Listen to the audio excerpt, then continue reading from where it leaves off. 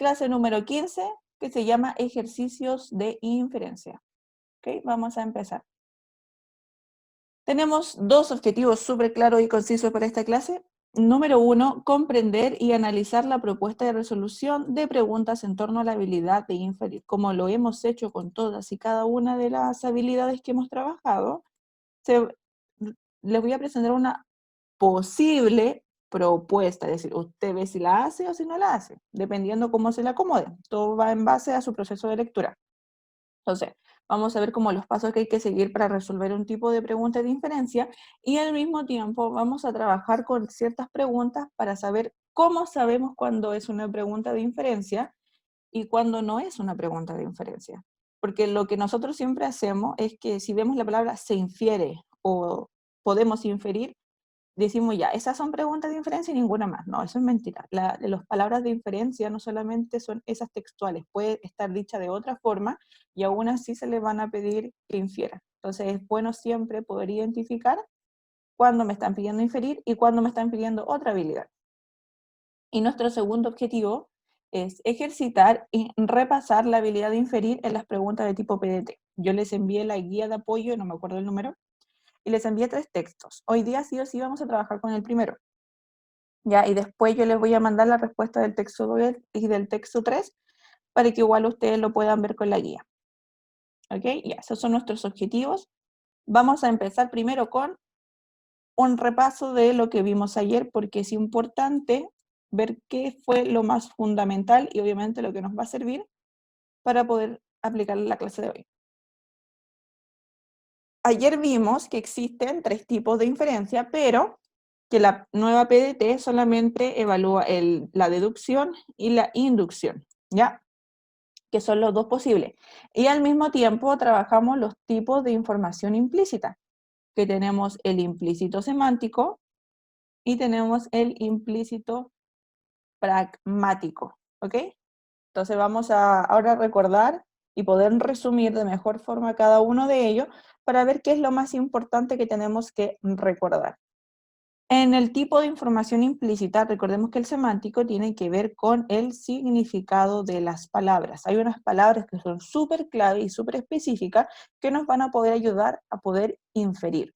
Por ejemplo, ayer vimos la situación de cuando decía solo los mayores de 18 años podrán entrar al cine. Entonces, en ninguna parte habla sobre los menores, pero por la palabra solo nosotros inferimos que obviamente ellos no van a poder entrar. En el ejemplo que está acá dice, la primera vez que lo vio, pensó que era muy desagradable. ¿Qué podemos inferir? Que después lo vio muchas veces más, porque esa es la primera. Es como ese dicho que dice, no hay primera sin segunda.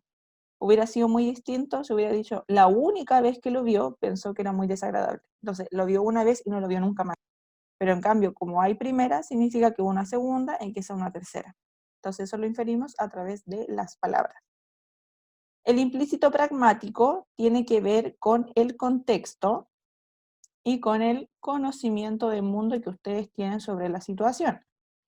Ayer leímos el texto de Butterfly, bueno, ese nombre raro, y vimos que nosotros pudimos inferir del texto que era un escenario de oficina, de negocio, de jefe y de empleado, porque sabemos cómo es la relación entre un jefe y un empleado, que uno hace órdenes y que el otro tiene que seguirla y realizarla y todo eso. Pues entonces, eso nos sirvió para poder inferir la situación. En cambio aquí podemos ver en torno a la actitud de la persona. Dice, me encanta ese vestido tuyo, me quedaría bien en mi cita. Por experiencia de mundo, se puede inferir que el emisor está realizando una petición oculta o irónica al dueño del vestido. Entonces, ¿y eso cómo lo podemos saber? Porque ustedes saben cuando alguien está pidiendo algo de forma disfrazada o cuando, no sé, por ejemplo, no dice, no está expresando lo que dice textualmente, sino que hace una intención oculta. Que eso igual es como lo sabemos porque lo hemos hecho o hemos presenciado a personas que lo han realizado. ¿Ya? Entonces, en esa situación es un ejemplo del conocimiento de mundo. Recuerden que no tiene que ver solamente con la teoría, no que ustedes sepan qué es un tipo de texto, no sé, pues, qué es el tema, no, sino que desde lo más básico de la situación, ustedes lo pueden implementar en la lectura, ¿ya? Luego también vimos la deducción y la inducción, que la verdad nos dimos cuenta que eran casi lo mismo. Simplemente tenían como dos cositas súper distintas, pero obviamente llegamos a una inferencia igual. La deducción es una idea general o una norma, concepto, que se aplica a un caso particular para obtener un dato implícito. Eso lo hacemos a través de la síntesis y a través de la conclusión, pero siempre vamos a una parte, a un tema, a un hecho, a un personaje, ¿ya? Muy diferente es la inducción cuando nosotros tenemos una relación entre dos o más datos y obviamente hacemos una generalización. Eso, ahí tenemos dos diferencias entre ambas. La deducción es una conclusión en base a un caso particular, mientras que la inducción son en la relación de dos o más, en tanto una generalización. Conclusión general es lo mismo que generalización. Entonces, al fin y al cabo, las dos nos llevan igual a generar una inferencia, ¿ya? No nos sirve mucho saber cuál es cuál, pero sí saber que de estas dos posibles formas podemos generar un resultado de información implícita, ¿ya? Vamos a leer los ejemplos. Deducción. El romanticismo se caracteriza por el predominio de las emociones y la prosa expresiva. Este autor tiene esas características, por lo que debe tener esa inspiración romántica. Es decir, como nosotros sabemos que el romanticismo tiene que ver con las emociones y la prosa expresiva, si nosotros vemos a un autor que haga esa característica, obviamente podemos deducir que es obviamente de parte del romanticismo, porque cumple con el dato que se dice sobre el tema. Diferente es la inducción cuando se dice estos tres autores, esos son los dos o más elementos, son íconos del romanticismo y en su enfoque predomina la emoción y la subjetividad, por lo que estos rasgos deben ser propios del romanticismo. ¿No? Entonces, porque estos tres realizan la emoción y la subjetividad, podemos inducir que pertenecen al romanticismo. Si se dan cuenta, aquí entre estos dos hablamos de la misma información, es casi lo mismo. Llegamos a una misma inferencia, pero obviamente de distintas formas. ¿Ya? Eso es lo que nosotros vimos en la clase anterior y que nos va a ayudar mucho en lo que vamos a ver hoy.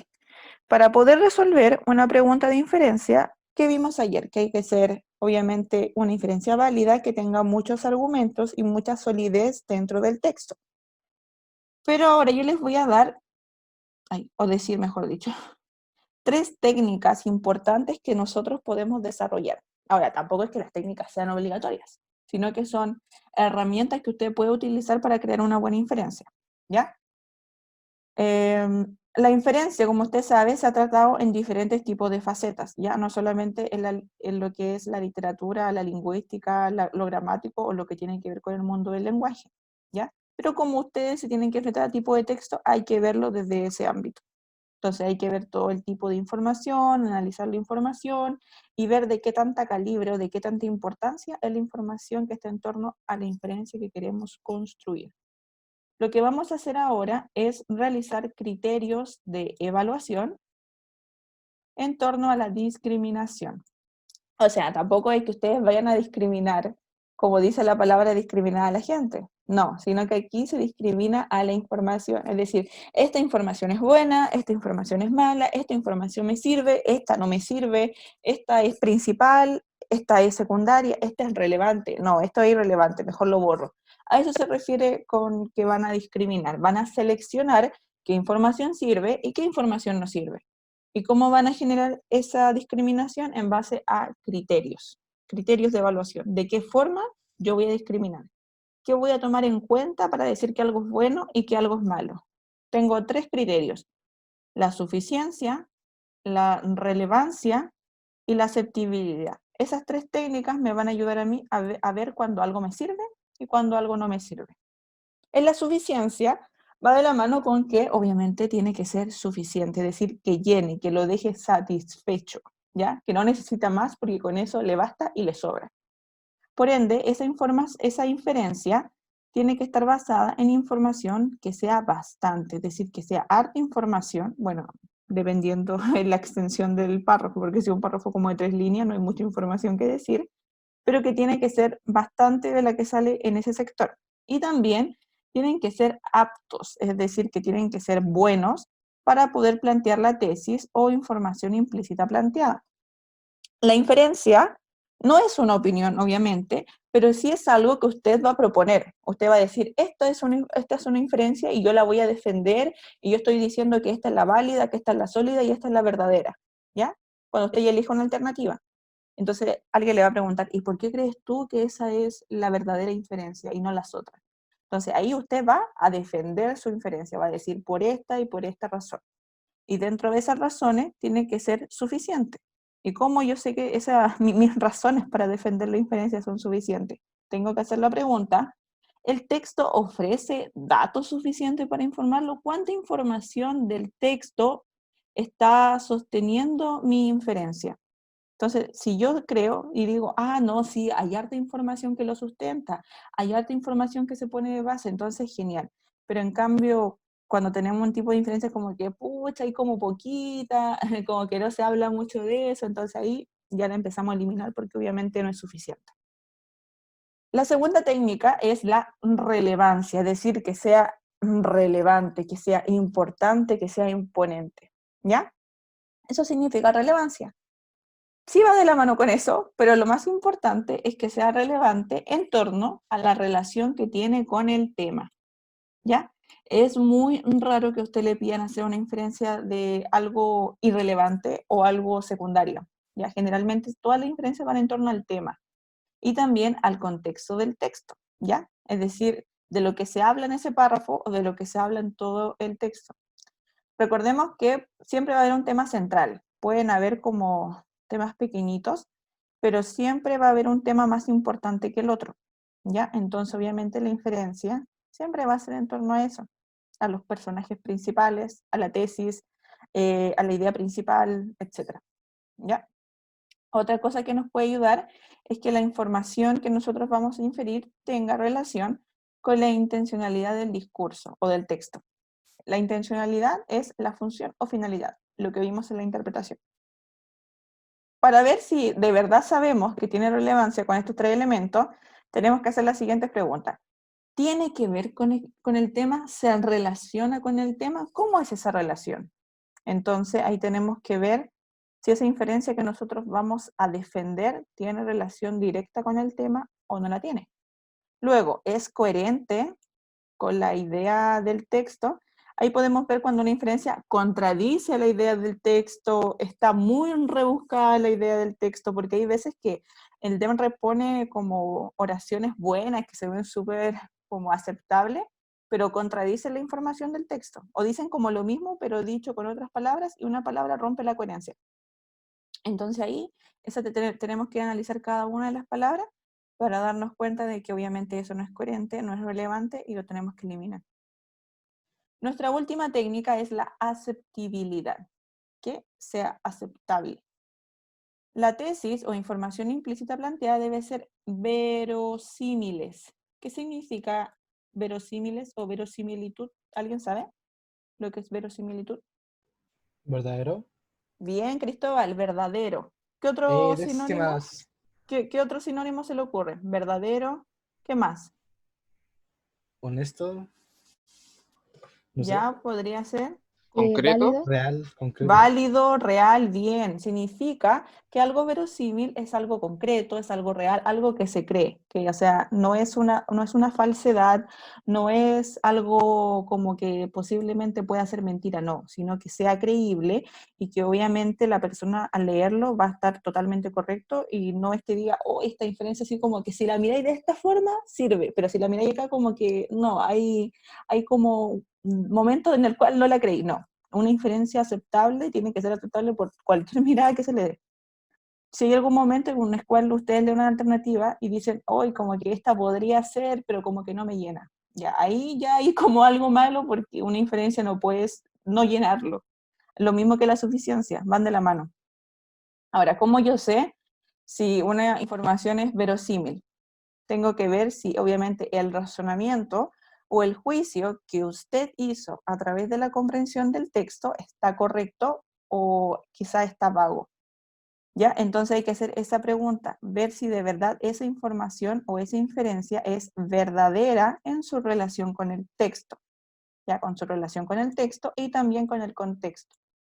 Se refiere al mundo que tiene el texto como en grande, ¿ya? Como les dije, no es que sean obligatorias realizar esas preguntas, pero sí ayudan harto, sobre todo cuando nos cuesta inferir. Entonces hay que tener súper en claro de que estas son herramientas buenas que podemos implementar. Bueno, en torno a esto, vamos a analizar un tipos de preguntas de inferencia. Ahora, no significa que estas sean todas las preguntas que nosotros nos vamos a encontrar en la prueba. La razón por la cual yo les puse esta es porque quiero que se den cuenta cómo hay que analizar una pregunta, para darnos cuenta que es una inferencia y en qué tenemos que centrarnos. Vamos a ver los ejemplos. El número 1 dice, a partir de la información expresada en el segundo párrafo, se infiere que, este tipo de pregunta que dice, se infiere, la inferencia válida sería, podría inferirse, son las más fáciles de reconocer porque obviamente dice textualmente inferencia, ¿ya?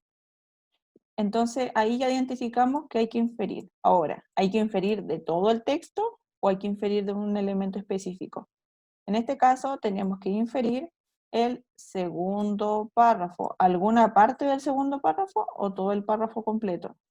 Información expresada significa de todo el párrafo completo. Entonces tenemos que leerlo todo y cada una de las líneas que salen y ver en torno a eso cuál sería una buena inferencia.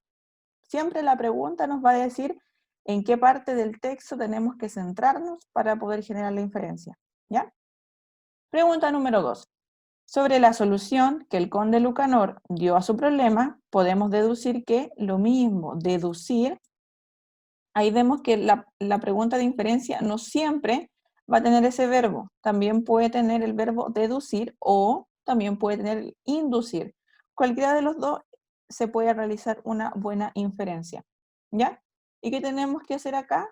¿Cuál sería nuestro segmento a evaluar? No sería todo el texto, sino que sería la parte donde el conde Lucanor dio solución a su problema. Ahí no nos dicen en qué tipo de párrafo fue, sino que ahí nosotros tenemos que buscar en qué parte del texto sale. En este tipo de segmento a veces uno pierde el tiempo porque no recuerda en qué parte salió. Entonces ahí, si usted hace como la idea principal de cada uno de los párrafos, o por último, el tema de cada uno de los párrafos, le va a hacer ganar tiempo para ver a qué parte tengo que ir yo a analizar para poder inferir ese segmento. ¿Ya? Pregunta número 3. A partir de las preguntas formuladas por el entrevistador, se puede constatar que ahí tenemos otro tipo de inferencia. Constatar. Entonces, constatar va a ser otra forma de decir inferir u otra forma de decir deducir. Ahora, constatar como palabra sola no significa inferir, pero en este contexto se entiende que es sinónimo de inferencia. Recordemos que las palabras no siempre van a tener su mismo significado como palabras solitarias, sino que va a depender del contexto donde está y ahí va a tener una diferente función. En este caso, constatar aquí está como sinónimo de inferencia. ¿Y qué es el segmento que nosotros tenemos que analizar? Única y exclusivamente las preguntas formuladas por el entrevistador. En este caso, lo que habría que hacer sería inducir. Inducir cuál es la generalidad entre todas esas preguntas, ¿ya? Si esas preguntas son directas, son irónicas, son muy expresivas,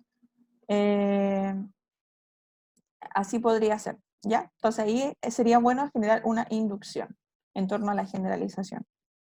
Cuarto ejemplo. Con respecto al texto teatral de Hilda Rice, mencionado en el párrafo 5, se puede inferir que se puede inferir es otra forma de decir se infiere, ¿ya? Si simplemente se agrega una nueva palabra, pero se sigue haciendo lo mismo.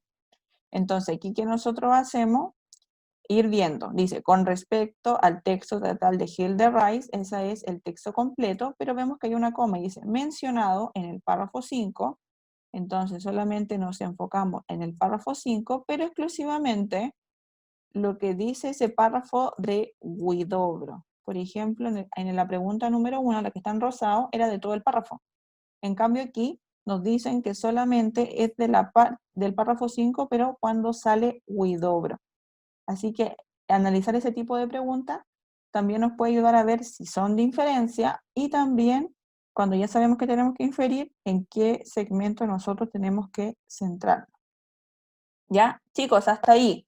¿Alguna duda? ¿Alguna pregunta o consulta? Por lo menos yo no. ¿No?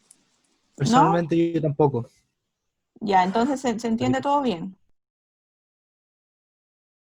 Ya, entonces vamos a esperar a ver si llega alguna consulta. Unos segunditos, si no, continuamos.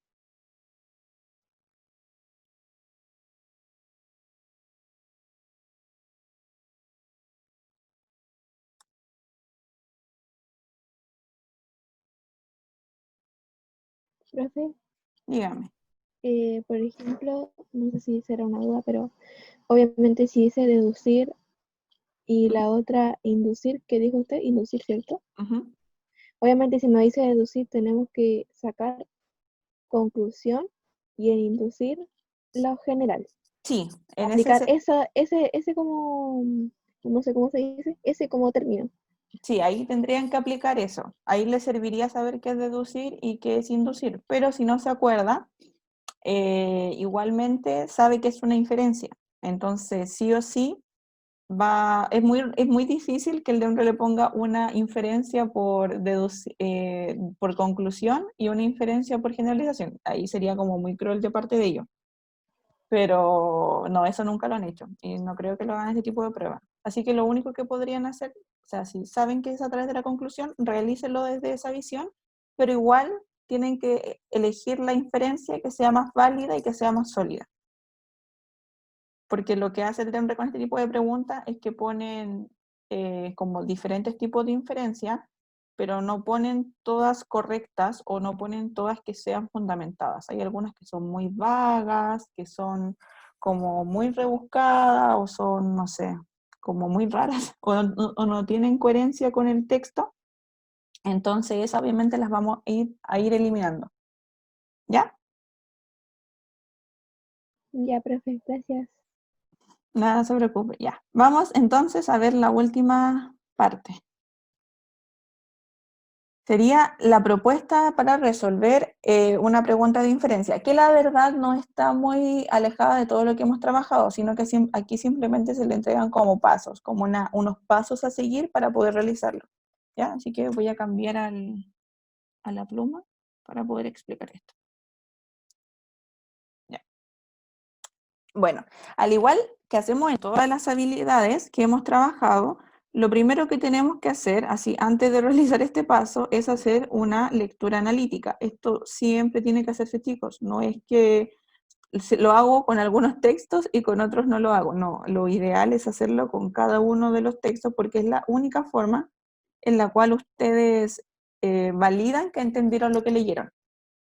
Ya, entonces, primero hago una lectura. Ay, me va el lápiz. Hacemos una lectura analítica, ¿ya?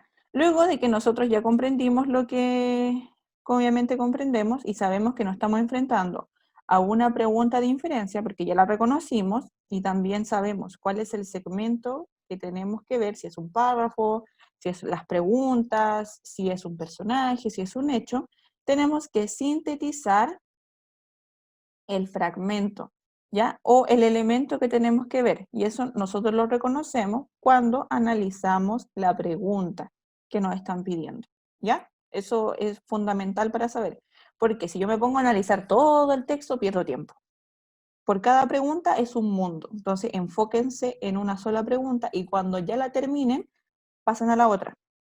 Sintetizar el fragmento, es decir, sacar idea principal y tema central y después interpretar la función comunicativa. Entonces, es el tema central más idea principal del fragmento, ¿ya? Esto puede ser de un párrafo o incluso puede ser de un personaje o de un hecho. Y también al mismo tiempo la intención, que puede ser objetivo, discursivo o comunicativo, ¿ya? Que obviamente eso lo da un contexto, es decir, el mundo del texto, lo voy a anotar acá igual. Recordemos que cada texto, da lo mismo si es literario o no literario, siempre tiene un mundo. Y delimita las posibilidades de inferencias válidas. Ya, eso es como, sinceramente no lo encuentro como obligatorio. Ahora, si usted es bueno infiriendo, obviamente va a saber qué tipo de inferencias se van a poder realizar. Ahora, si le cuesta mucho, este paso no es tan necesario porque en el paso número 3 usted la va a evaluar la alternativa, ¿ya? Pero hay veces cuando la inferencia ya algo que a usted se le da bien, y obviamente ya sacó el tema, ya sacó la intención y entendió el contexto, usted más o menos sabe por qué parada se van a ir el tipo de inferencia, ¿ya? Pero eso solo tiene que ver con la capacidad del lector. Luego, segundo paso, tenemos que reflexionar sobre lo que leímos. ¿Y de qué leímos? Sobre el segmento que estamos evaluando. Ahora, esta reflexión no es en torno a si a usted le gustó o no le gustó, ¿ya? Sino que es una reflexión y una evaluación en torno al tipo de información, ¿ok? Vamos a hacer, lo primero, vamos a conectar con el resultado que tuvimos del paso número 1. Dice, ¿dónde está mi lápiz? Se me perdió. Ahí dice, activa un contexto suficientemente pertinente para una interpretación coherente. ¿Qué quiere decir? Que usted ya entendió ese fragmento o ese elemento porque le sacó el tema, le sacó la intención y ahora usted ya sabe. Este paso es como el resultado del paso número 1, porque obviamente tengo que entender todo el análisis que yo hice, ¿ya? Entonces aquí, ¿qué me ayuda mucho? Generar una interpretación que sea cercana y que sea coherente con lo que yo entendí aquí arriba. Aquí nosotros implementamos, lo voy a poner acá, las 3 técnicas, que eran la relevancia, la suficiencia y la aceptabilidad, que fue lo que vimos al principio, ¿ya? Luego, en segunda instancia, ten en cuenta las pistas o señales verbales. ¿Qué significa eso? ¿Cuál sería esto? Lo semántico, ya que tiene que ver con las palabras. Si hay alguna, ahora, no significa que siempre van a haber palabras clave, pero si están, analícela y vea qué información hay antes de esa palabra y después de esa palabra, porque eso le va a ayudar mucho, ¿ya?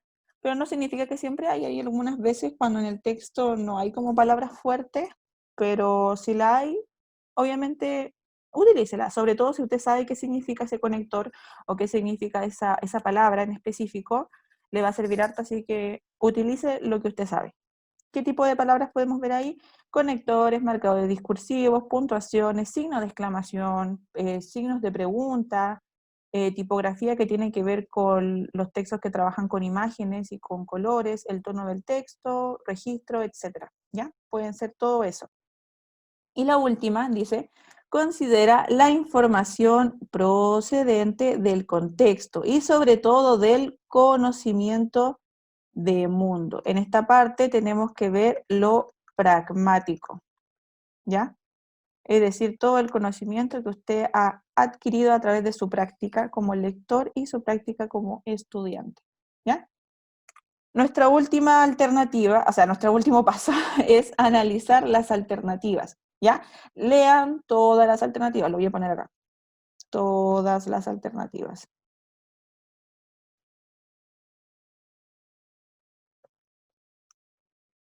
Ahí me comí, parece una M, pero es una N, alternativas.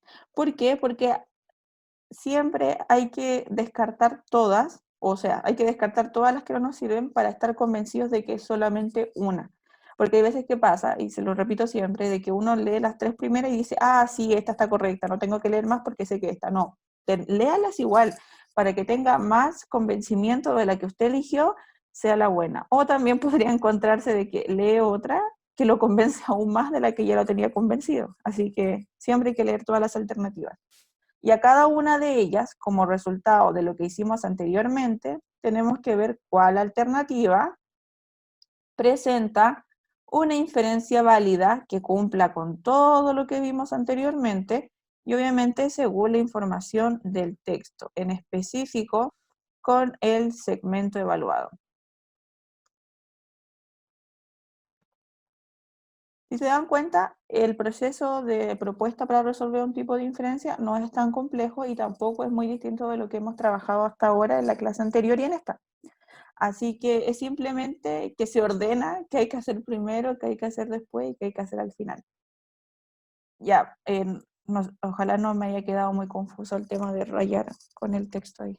Bueno, en torno a eso, ¿alguna duda con este proceso de propuesta? ¿Se entiende o hay algo que les gustaría que trabajáramos más? Profe, Se entiende. arriba dice la intención, el objetivo y que era el de OC. ¿Objetivo, discursivo o comunicativo?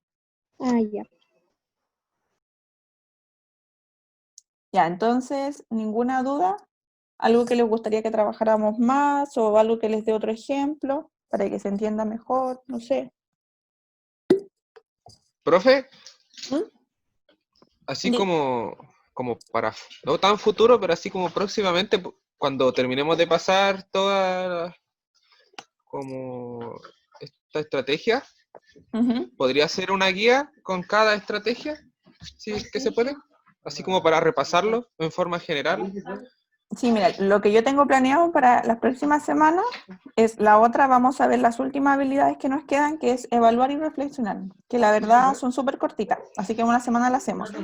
Y siguiente a esa semana vamos a trabajar un ensayo que yo les voy a mandar, que ojalá lo puedan realizar en sus casas, tranquilo y todo eso. Y vamos a revisar ciertos ejercicios. Yo les voy a mandar, obviamente, de todo tipo de preguntas, de todas las habilidades que hemos trabajado, tanto de las 3 dimensiones. Así que yo creo que ya sería como la semana del 7 al 11, revisar como ese ensayo que les voy a enviar, como cada una de las habilidades y a ver si de verdad hemos adquirido como la práctica y la habilidad de cada una, ¿ya? Así que por lo menos eso vamos a hacer como por repaso, para que no se nos olvide lo que ya hemos hecho. Y ya después de eso empezaríamos con léxico contextual, aunque no sé lo que va a pasar en la semana del 18. Eso es incierto. Vamos a ir a la fonda. Ah. En nuestra memoria está la fonda. Oh, rayos, yo quería ir a la fonda. Bueno, no se puede todo en la vida. Ya chicos, entonces continuamos con nuestro momento de ejercicios. Ahora es tiempo y situación que saquen su guía. Igual se la voy a proyectar. ¿Ya? El texto número 1, que se llama, aquí abajo dice, consumo, luego existo, y está escrito por Adela Cortina. ¿Ya? Vamos van a leer el texto ahora, párrafo 1 y párrafo 2, en unos 2 a 3 minutos. Ya, voy a silenciar mi micrófono para que ustedes vayan leyendo. Pasan 3 minutos y yo bajo, ¿ok? Para que lo vayan leyendo tranquilamente. Y después lo analizamos y empezamos con las preguntas.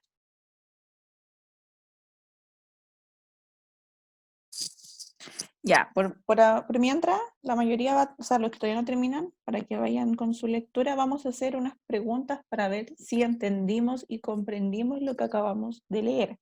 Primera pregunta, ¿este texto es literario o es no literario? No literario. Ya, a ver, Catalina piensa que es no literario. ¿Los demás qué creen ustedes que puede hacer? Catrina, lo mismo. Yo también creo que es no literario. Ya, ¿hay alguien que crea que es literario? ¿O no hay nadie? Todos pensamos que es no literario. Ya, entonces, genial. Todos los que dijeron, y obviamente los que no lo hicieron, pero pensaban lo mismo, genial, chicos. Este texto es no literario, ¿ya? ¿Por qué? Porque tenemos información real, incluso habla sobre, ahí acá arriba, sobre libros que pertenecen a nuestra realidad, de que está en un año que pertenece a nuestra historia, habla sobre ciudadanía, sobre consumo, producción y economía, que es temas que pertenecen a la realidad. Así que sí o sí es no literario. ¿De qué nos sirve saber eso? Que es información real. Ahora, ya sabemos que es información real. ¿Qué será? ¿Informativo? Perdón, expositivo, informativo o argumentativo. ¿Qué creen ustedes que es este texto? ¿Expositivo o argumentativo? Argumentativo. Ya, a ver, Cristóbal piensa que es argumentativo. Álvaro, exactamente lo mismo. Vamos a esperar al resto. ¿Habrá alguien Por que 3. piense? Ah, por 3, muy bien. ¿Hay alguien que pensará que este texto es expositivo? ¿Hay alguien que piensa eso? ¿O todos nos vamos por la Es que, argumentación? profe, Dígame. es que se me olvidó la diferencia de argumentativo y expositivo. expositivo es solamente cuando expone información, que usted simplemente se informe sobre algo que usted no sabe, ¿ya? Mientras que el argumentativo va con, véalo por la palabra, es argumento. ¿Y dónde usamos nosotros argumentos? Cuando hacemos una opinión o queremos comentar algo, y obviamente tenemos que ver por qué razón yo comento así o yo opino así. Y para eso uso los argumentos, para validar mi idea, ¿ya? En este caso, como lo decía la mayoría, es argumentativo.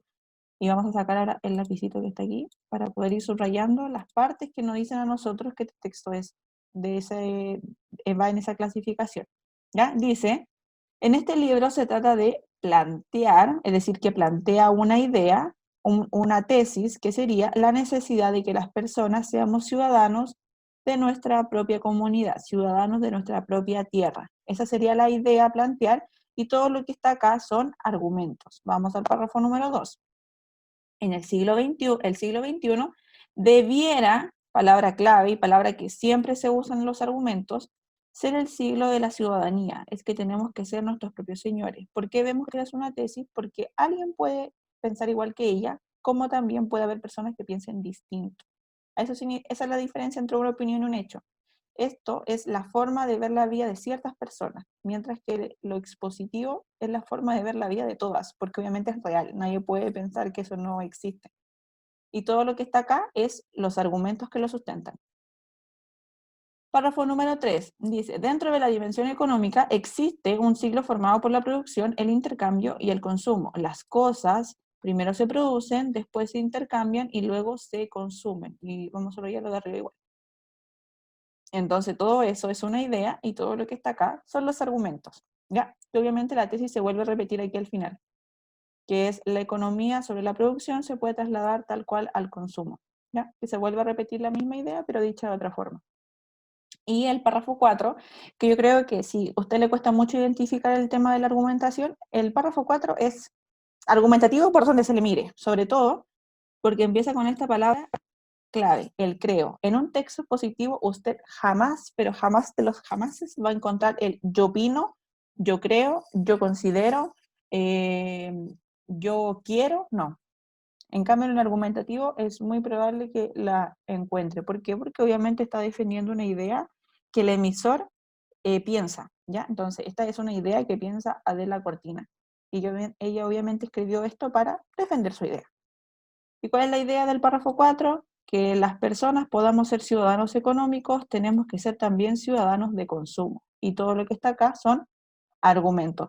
¿De qué nos sirve a nosotros poder ver el tipo de texto que nosotros estamos leyendo? Porque al saber que es un texto argumentativo, sabemos que la mayoría de las funciones y finalidades del texto son persuadir, comentar, convencer, opinar, etcétera, ya que tienen que ver con ese mundo. Y obviamente sabemos también que es información real, pero en base a opiniones. Entonces todo eso nos va a ayudar para poder generar de mejor forma la inferencia y también ayuda con cualquier tipo de habilidad. Vamos a las preguntas. Pregunta número 1. Dice, según la definición presentada en el párrafo 1, es posible afirmar que no serían ciudadanos, voy a cambiar el destacado.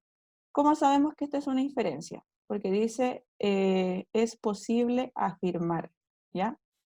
Afirmar solo sería otro tipo de habilidad, pero cuando dice es posible, entonces ahí vemos que tiene que ver con un tema de deducir o mejor dicho, inferir, ¿ya? ¿Y cuál es el elemento que tenemos que ver? El párrafo 1, pero no todo el párrafo 1, sino cuando se hablan sobre los ciudadanos, ¿ya? Yo les dejo aquí el párrafo 1 para que lo puedan repasar nuevamente, y aquí se habla sobre lo que es ser un ciudadano, ¿ya? Porque lo repite constantemente. Entonces, eso lo vimos ayer, ¿se acuerdan?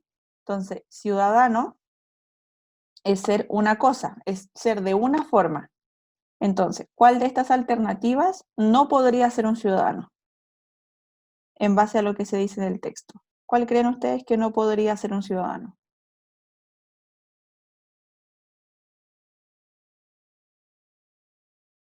Me van mandando La E. la E. ¿Dónde están? Ya, los militares. Vamos a marcarlas. Vayan mandándome cuál ustedes creen.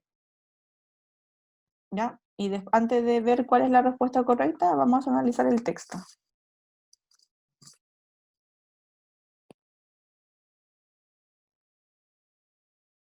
Analicen bien en qué parte de ahí se habla sobre los ciudadanos. Profe, Dígame, profe,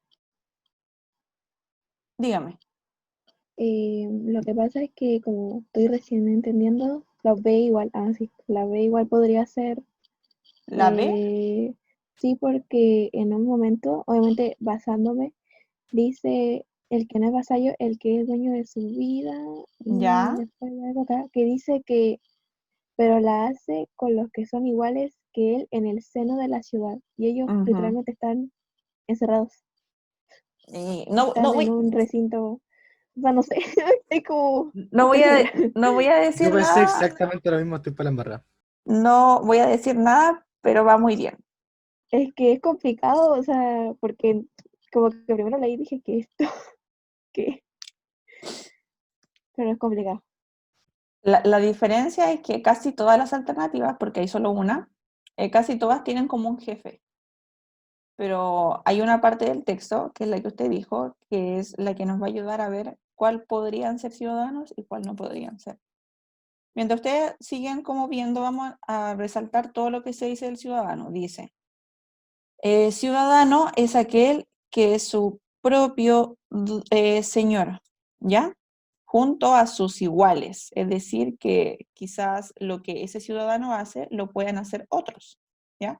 Ciudadano es el que no es súbdito, es el que no es vasallo, es que es exactamente lo mismo que decir que es su propio señor, porque no es mandado por nadie. Eso es lo que dice ahí. El que es dueño de su vida, pero obviamente no es que no mande todo, sino que no manda su vida. El ciudadano hace lo que él quiere, ¿ya?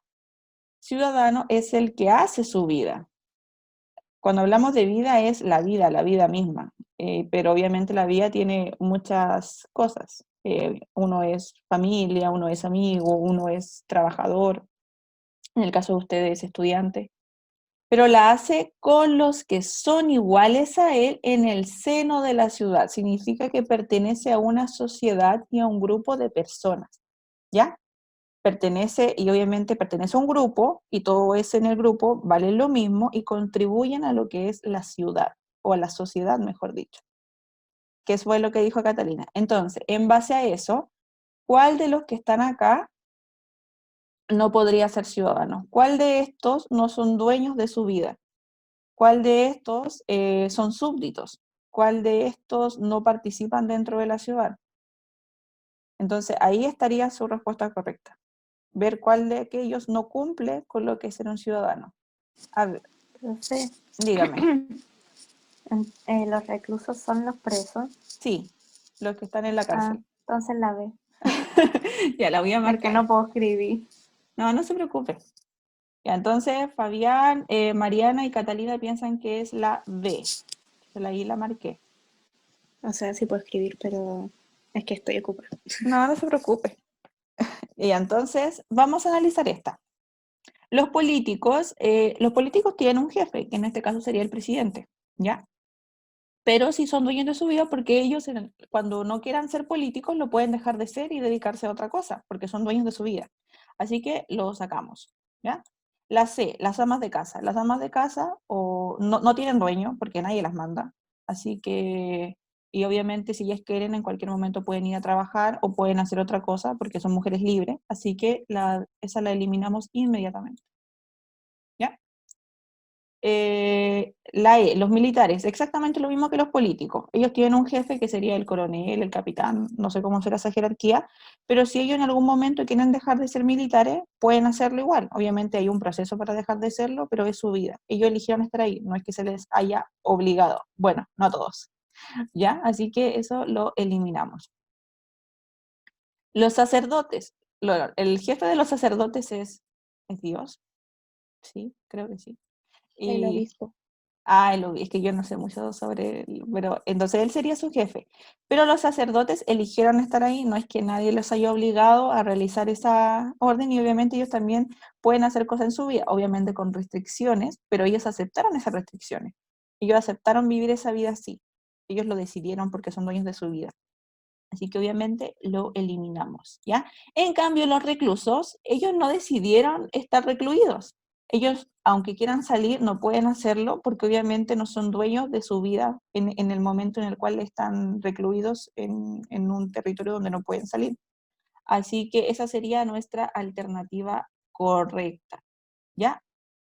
Esto es un tipo de inferencia, que en base a muchas cosas que nos pueden decir, nosotros podemos sacar una conclusión. En este caso, lo que acabamos de hacer es una deducción, ¿ya? Vamos a ver la siguiente pregunta. Pregunta número 2. A partir del texto se infiere, palabra súper clave porque eso significa que es inferencia, que ser ciudadano del consumo implica que, entonces, ser ciudadano del consumo. Hay una parte del texto donde habla qué es ser ciudadano de consumo y se dice mucho sobre ellos y sobre una de las cosas que hace, cuál de estas es una inferencia. No tenemos que tomar en cuenta lo textual, sino que tenemos que irnos a la inferencia. Yo les voy a dejar aquí la parte del texto donde se habla del ciudadano de consumo, para que la puedan volver a analizar. Cuando tengan su alternativa correcta, me avisan.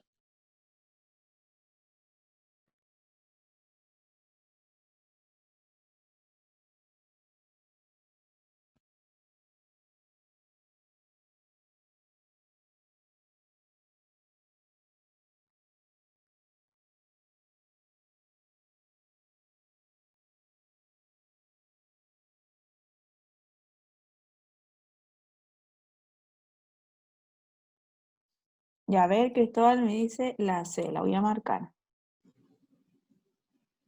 Vamos a esperar a los demás para ver cuál creen que puede ser la C. respuesta correcta. También, ya, Mariana también piensa que es la C. Recuerden que es algo que no sale textual, ¿ya? Porque analizando con los otros cursos, hay una que obviamente está transformada, que es exactamente lo mismo que sale acá, pero hay una que es la que a ustedes les puede confundir, que esté dicho de otra forma, ¿ya? Catalina me dijo la A, 2 votitos más para la C. Ah, Catalina no me dijo la A, ya. La voy a borrar inmediatamente. La borro al tiro. Ya, listo. Bueno, y me manda la cual cree usted que puede hacer.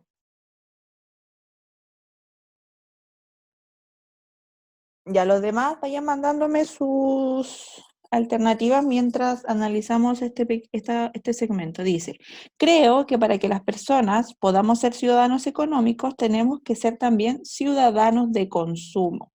¿Ya? Entonces, todo lo que viene después va a hablar de aquello. Dice, es decir, tenemos que ser nosotros los que decidamos lo que se consume. Y desde ahí, ser nosotros mismos quienes decidamos lo que se produce. Porque al fin y al cabo, el empresario acaba produciendo lo que nosotros consumimos. Si se consume masivamente una serie de cosas, se acaba produciendo.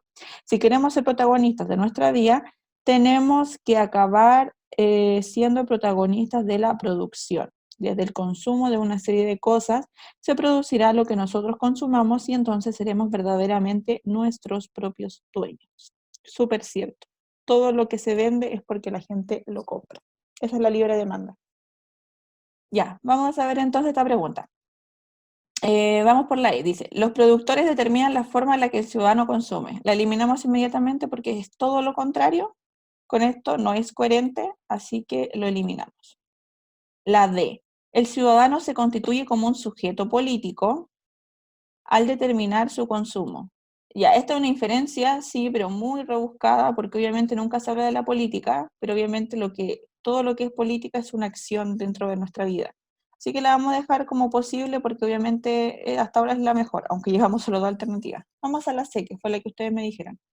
El poder sobre la producción, palabra clave, poder, se traslada desde el productor al consumidor. Bien, ya, esa está mucho mejor que la D, así que la D la voy a borrar.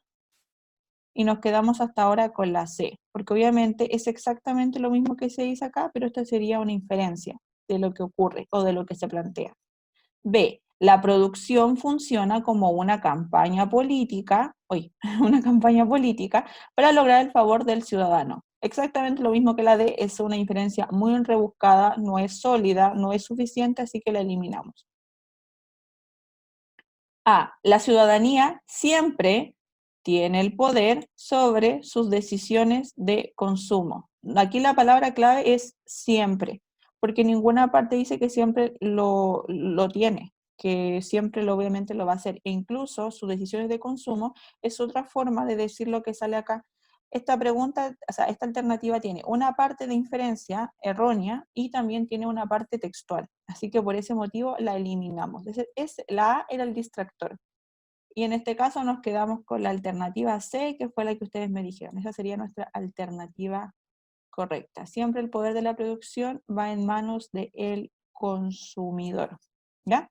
Vamos a la última pregunta de la clase. Pregunta número 3. Se dice, se infiere a partir del texto, ¿ya?, que súbdito y vasallo tienen en común alguna de estas inferencias, ¿ya? Esa es nuestra palabra clave para saber qué es. En este caso, en este tipo de preguntas, nosotros podemos perder tiempo si no tenemos buena memoria o no fuimos ordenados, porque no sabemos en qué parte se habla del súbdito y del vasallo. Pero si nosotros recordamos la información que sale, vamos a acordarnos que esa información sale en el primer párrafo, un párrafo que nosotros ya leímos. Así que ya es información que conocen, que trabajan, que ya la analizaron, así que esta pregunta podría ser más sencilla. Vayan mandándome la alternativa que ustedes crean que puede hacer.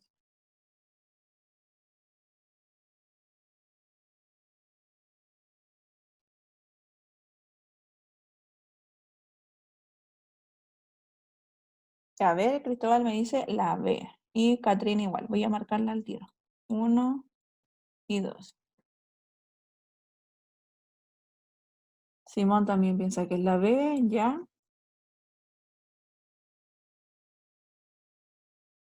Profe, disculpe, Sí. ¿qué significa supeditados? ¿Dónde está? Ah, estar supeditado. Ah, que son dependientes. No, miento. No, eso es otra cosa. Estar supeditados a los mecanismos, sí, que obviamente están dependientes de los mecanismos de producción. Ah, ya. Ya, a ver, Álvaro, Fabián, Elem y Catalina, todos por la B. Ya la voy a marcar, marcar y marcar y marcar. Ya, entonces hay una tendencia rotunda por la B. Vamos a analizarla. ¿Qué se dice sobre súbdito y vasallo? Ciudadano es el que no es súbdito y el que no es vasallo. Y si nosotros nos dimos cuenta, en la pregunta número 1, nosotros analizamos lo que era ciudadano y ya sabemos que es una persona libre, que tiene obviamente derecho en su vida, que pertenece a un grupo, que quizás pueden tener el mismo rango, pero aún así él puede salirse cuando él quiera, ¿ya? Entonces, obviamente, súbdito y vasallo van a ser lo contrario, lo que no es ciudadano. Así que nuestra inferencia debería ser algo que el ciudadano no sería, ¿ya? Vamos a ver, ¿está supeditado a los mecanismos de producción? No, esta no tiene coherencia, no tiene nada que ver con el tema central del texto, ¿ya? Así que esta, por relevancia, la borramos. Ser ciudadanos de segunda clase sin privilegio. Es una inferencia muy rebuscada, no tiene suficiencia de argumentos, pero la vamos a dejar como posible. C, generalmente decidir sobre sus opciones de consumo. No, esto sería algo para ciudadanos. Y como nos están preguntando sobre súbdito y vasallo, la eliminamos. B, recibir órdenes que coartan, es decir, que limitan o restringen su libertad individual. Así que borramos la D y nos quedamos posiblemente con la B. A, servir en casa de personas de mayor jerarquía. También es una buena inferencia. Ahora, tenemos entre la A y la B. Según las tres técnicas que nosotros vimos, relevancia, suficiencia y credibilidad, por esas tres reglas, la que cumple de mayor forma y de mejor inferencia es la B. ¿Por qué? Porque la A está muy alejada del tema central. Sí es una buena inferencia, pero como no es relevante con el tema, la eliminamos de una, ¿ya? Entonces aquí nuestra alternativa correcta es la B, la que ustedes me dijeron. Súper bien.